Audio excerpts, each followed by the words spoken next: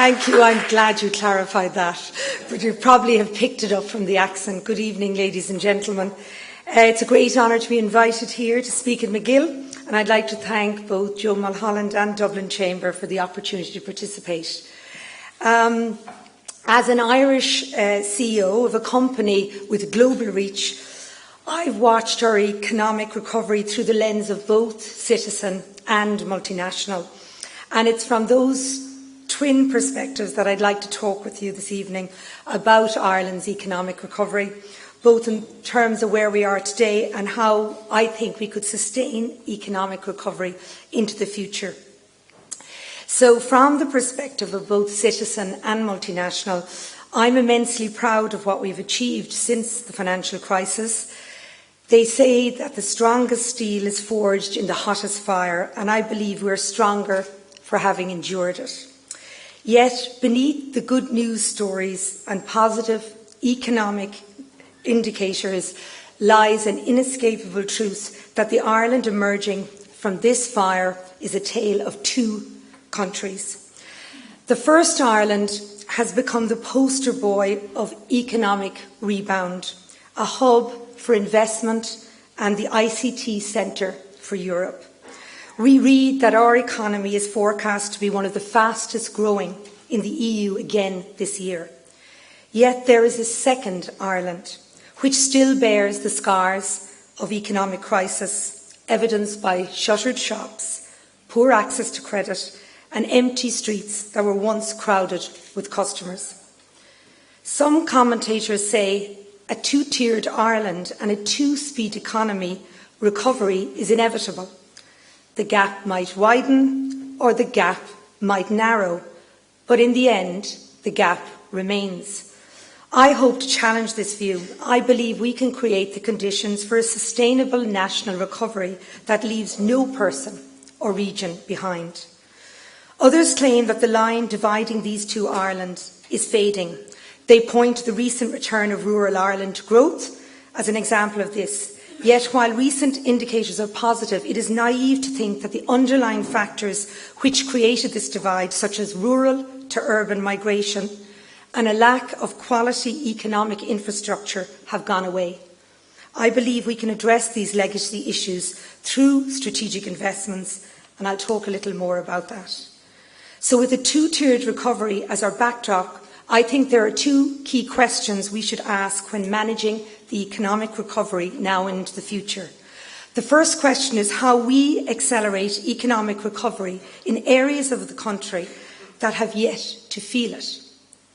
The second wider question is how we maintain economic growth nationally in a time of global economic uncertainty and significant global competition. It is my firm belief that the answer to both questions lies in harnessing the power of connectivity. So, to build an economy fit for the 21st century, Ireland must revive a 20th century habit by investing in national resources that enable every person and every business to prosper. Just as rural electrification was in the 1940s Ireland, in today's digital world, access to universal, high-speed data connectivity is the great enabler for all. At its core, investing in connectivity is about helping people and communities achieve their potential. It is about levelling the playing field, enabling everyone to participate in economic recovery. It allows us to unleash our creativity by creating new ways to communicate and socialise, new business models and industries, and more efficient ways for firms and workers to operate. It changes the way in which public services, healthcare and education are provided. It strengthens communities by offering credible alternatives to migration for young people. On the way here today, I visited the Craft Gallery on the main street. It sells contemporary jewellery designed by a local artist, Hannah McGuinness. I'm wearing her necklace. Nice. Thank you. Today, Hannah's primary customers are locals and tourists passing through Glentees. In a connected Ireland, Hannah will use high-speed broadband connectivity to sell her jewellery online to a national and international marketplace without having to leave her studio. Her best customers won't be tourists and locals. They'll be retailers in Dublin, Germany and Japan, benefiting the local economy here in Donegal. Worrying, while 60% of small to medium-sized businesses in Ireland have a web presence, 91% admit they cannot process sales via the internet. If we are to be serious about sustainable economic recovery, improving the statistics through investing in connectivity and opening up a global market to people like Hannah would be a very good start. But universal connectivity in the context of creating sustainable economic recovery isn't just about increasing e-commerce and improving GDP. It's about investing in tangible recovery by improving the lives of people through better healthcare, education, fairer working conditions and higher quality jobs. Connectivity will bring world-class healthcare to peripheral regions through e-health capability. The patient who becomes ill in Gweedore will be able to access the best medical specialists, both in Ireland and internationally, through a video link in their local health centre. Connectivity will allow them to access their medical information online, enable remote monitoring and diagnosis so that hospitals become a last resort rather than a first port of call. As well as enabling world-class healthcare in peripheral regions, e-health is a proven means to accelerating economic growth. E-health is the fastest growing part of the healthcare industry and has the potential to create new jobs, successful businesses and savings for the taxpayer. Universal connectivity will revolutionise education, ensuring that people of all ages are reaching their potential and ready to contribute to the future of this country. In a connected Ireland, lifelong learning will be at the fingertips of every citizen. Online learning will allow learners to improve their skills at a time and place that suits them. The worker in the local cafe will be doing postgraduate qualifications in business at night from the comfort of his living room. The owner of a local service station will be doing an online accounting course so that she can do her own books. Technology will revolutionise the way our young people learn. The classroom down the road in Scoilvera National School won't look anything like they do today. Internet-enabled devices will replace textbooks. Learning analytics will help teachers assess concerns and achievements of pupils in the class. Access to numerous resources for teachers on the internet will provide opportunities to increase their skills in a much more cost-effective way. Connectivity can revolutionise the workplace and worker productivity. People will be able to work remotely from home, meaning less incentives to move from rural to urban areas in search of employment.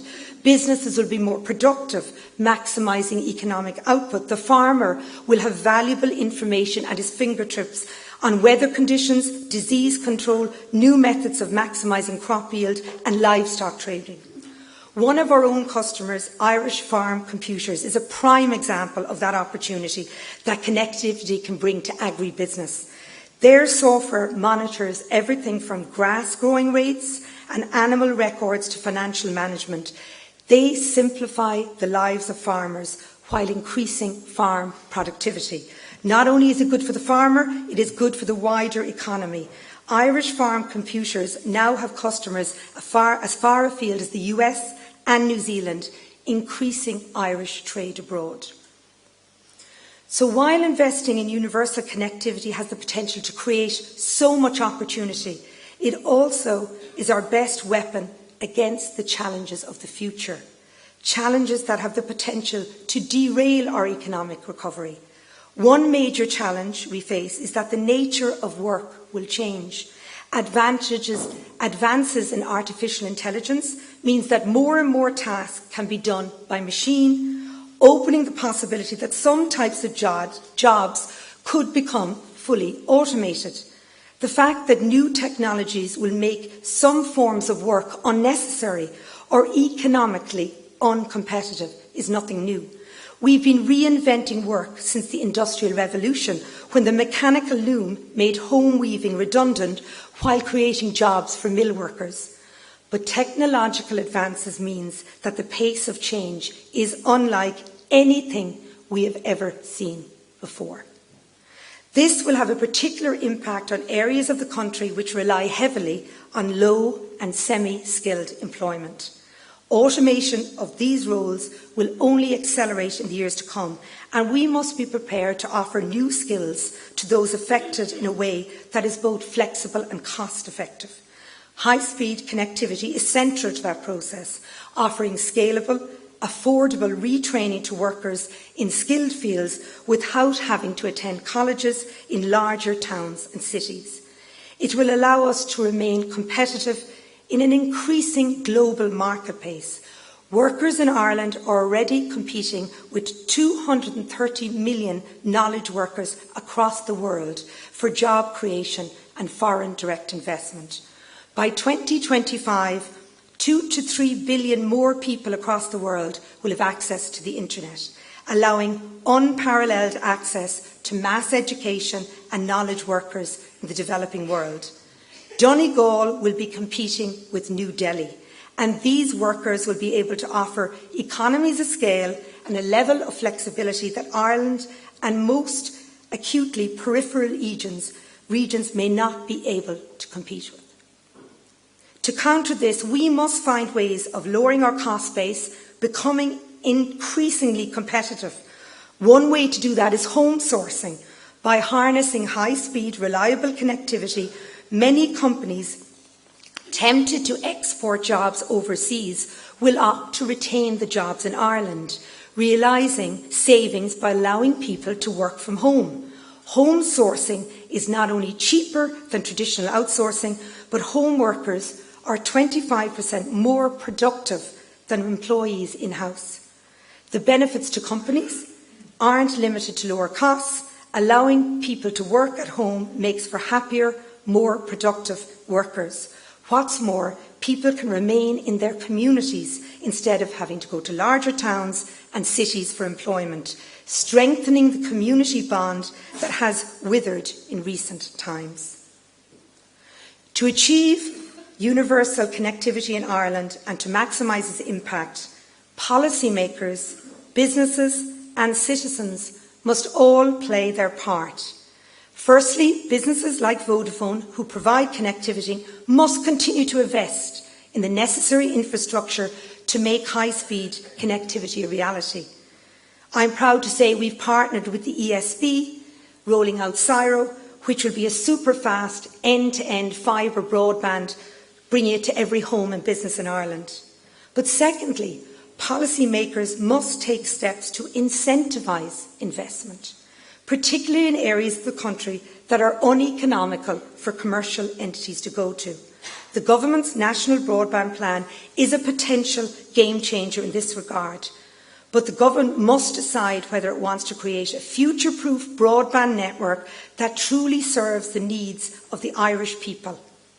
Policymakers must ensure that the party they entrust this to develops a high-speed network that is not antiquated and copper, but one is truly fibre to the home and is capable of providing the connectivity that will ensure economic prosperity.